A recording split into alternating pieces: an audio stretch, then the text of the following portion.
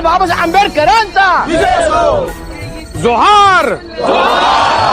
हा ग्रंथ, मी ग्रंथप्रेमी मनुष्य आहे, पण हे पुस्तक जाळतोय कारण हे पुस्तक म्हणजे गुलामगिरीची साखळी आहे, मनुष्य धर्माची हानी करणारं विष आहे।